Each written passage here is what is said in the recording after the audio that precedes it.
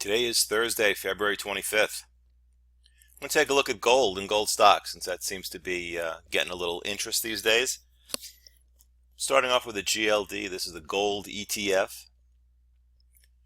And everyone's talking about this channel. It started, say, in mid-late 2013, right around here.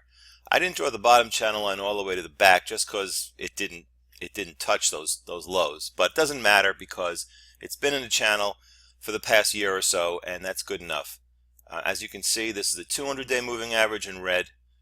The price is clearly above it. And one thing about this average, it's a 200-day moving average of the highs, not of the close, but of the highs. And I like that. If you're looking for an upside breakout, I like using the high average for the upside, the low average for the downside breakout. Just gives you a little bit more cushion, a little less whipsaw. As you can see over here, especially this high average really contained it. Same over here. Not so much all the way along, but that's just the nature of averages. So anyway, what we have here is, I'm going to kind of zoom in a little bit. What we have is a breakout through this resistance level here.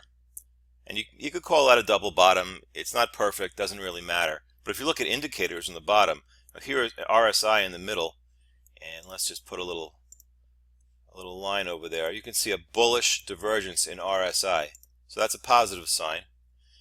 The top study is on balance volume. This is pretty much my three go-to indicators. On balance volume, just to get an idea of the volume flows. And you can see it's had a pretty strong increase over the last couple of months. And the bottom is price relative to the S&P 500. In other words, relative strength or relative performance.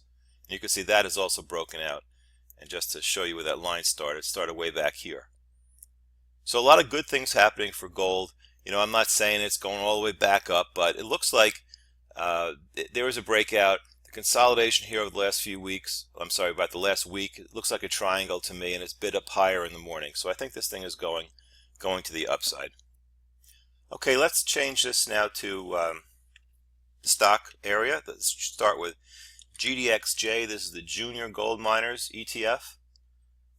I like it a little bit better than the regular GDX just because it hasn't moved quite as much. And we can see a lot of the same things here. There's 200-day moving average of the highs. It's broken to the upside.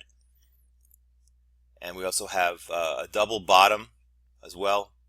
You can see the breakout in on balance volume. You can see a nice strong RSI after an arguable bullish divergence. And price is moving relative to the S&P 500. It's not a great pickup considering what's happened before it, but something is better than nothing, and what we're trying to do is build a case to say why this market might be something to look at on the long side. So really I'm not going to spend too much time here because it looks very similar to gold itself, but it does look like there is something happening, some sort of a rally forming, and it's probably time to get in on it. I've seen some analysts say 1,400 on gold from its current 1,200 and change. I don't know about that, but I do think that if you're looking for a short-term play, this might be something to consider.